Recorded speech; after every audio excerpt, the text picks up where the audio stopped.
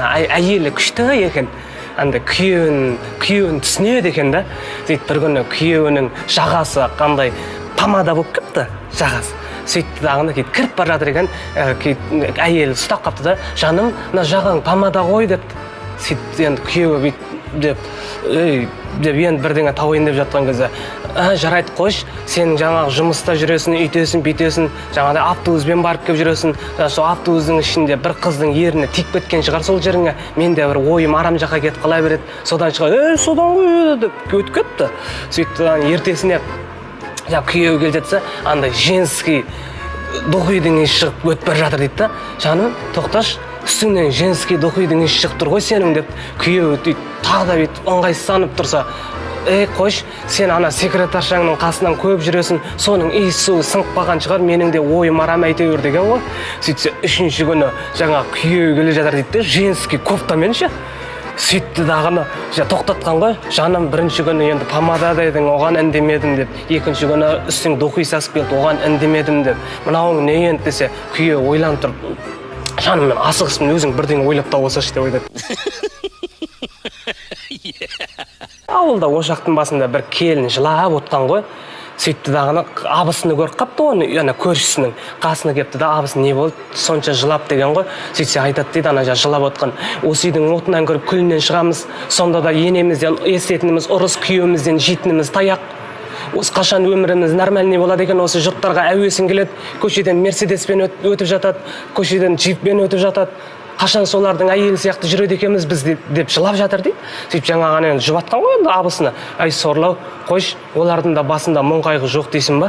Олар да жылайды, олардың да тағдыры бар, олар да қайғырады десе, жаңағы жылап отқан айтады дейді. Қойш, сонда да ошақтың басында кір-кір болып отырып жылағаннан гөрі мерістің ішінде отырып жылаған жақсы емес деп айтады дейді.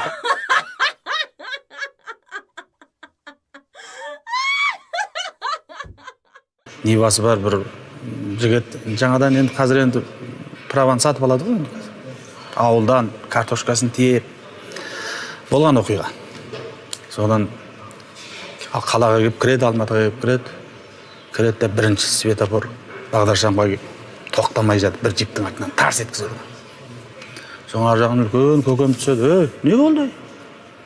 Жүгіріп келіп қарап, ой аға, ешнәрсе болмапты ғой, мынау ешнәрсе болмапты ғой, солмапты ғой. Мен ауылдан келе жатырмын да, ана картошка толған машина.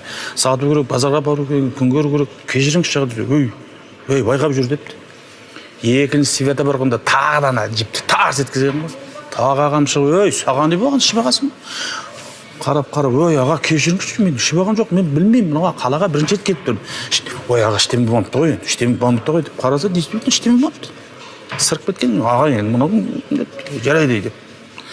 Үшінші света барғанда тағыза тарс еткізсе жаңағы шопыр бала жаңағы Нивадағы шықпайды дейді. Есінен терезеден шығарып, аға бұл мен ғой, жүре беріңіз аға, мен жүре беріңіз аға дейді.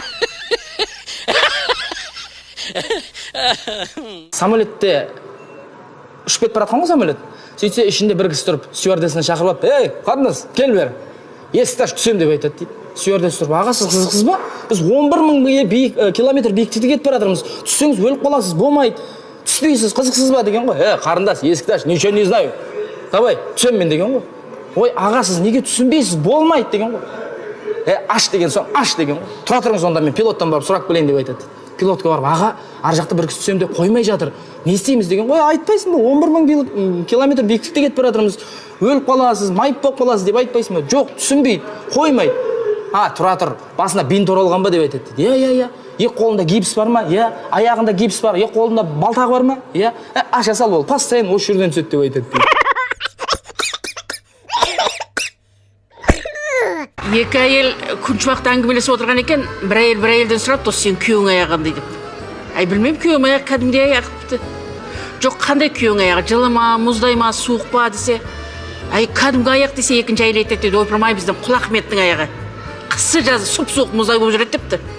Сөйтіп әңгімесін айтып екі жаққа кетіп қапты, ертеңінде кездессе, айтқан әйелдің естіген әйелдің бет-аузының бәрі көгілі ғой деп, көк боңы синяк дейді. Не болды десе, бәрі сенің кесірің, сенің кешегі әңгімеңнің кесірі деп айтады дейді.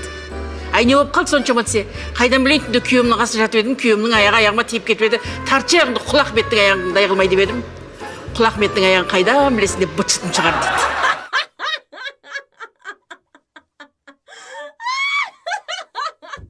бір күні жаңағы жол полициялары жолда топырлап тұрса, бір машина басып келе жатыр дейді. Ұмытып кеткен ғой жерде пост бар. Алдынан радармен атып, ат шығып ұстап алып. Неге қайға асық баратсың? 60 деген жерде 150-мен келатсың десе, жоқ, шопыр сасқаннан ойбай жігіттер ренжімеңдерші деп. Топырлап тұрасың, қорқып кеткен ғой, обычно бір гаишник істейді. Жігіттер ренжімеңдерші, әйелім әкесі қайтыс өтті, соған асық баратырмын. Сен топырлап тұрасың, бір гаишник барып терезеден қарап қалса, әйел мәз болып күліп отыр дейді ішінде. Сосын жаймен келіп айтты, сен әйелің әкесі өлген адамға ұқсамайды ғой, қарқылдап күліп отыр отса, ойбай үндеме, әлі естірткен жоқ деп айтады.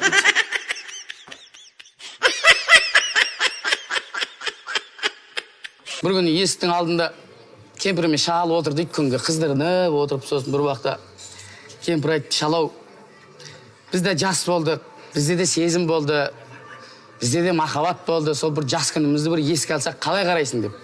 Сөйтсе шал жарайды енді деп.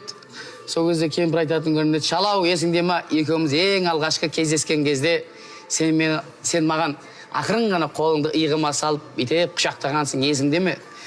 Ай, қорғыр, неге есімде болмасын, есімде десе, тура солай құшақташы деп апамыз. Жарайды деп бүйтіп, атамыз, әжемізді бүйтіп құшақтаса айтатын көрінеді. Шалау, есіңде ма, екінші кездесуімізде сен мені жайменен ғана, ақырын ғана бетімнен сүйіп едің ғой, тура солай қып сүйші деп. Сөйтсе шал жарайды деп, кемпірінің бүйтіп бетінен сүйіпті. Бір кезде апамыз оған болмай айтатын көрінеді. Шалау, есіңде ме, екеуміз үшінші рет кездескен күні сен мені ақырын ғана құлағымның шетінен тістеп алғансың деп. Тура солай тістесең деп. Сөйтсе атамыз жарайды деп кетіп қапты. Ой, шалау, қаяққа бара жатсың? Мен саған құлағымнан тісте дедім бесе, атамыз айтады, тұра аузыма протезім салып келейін.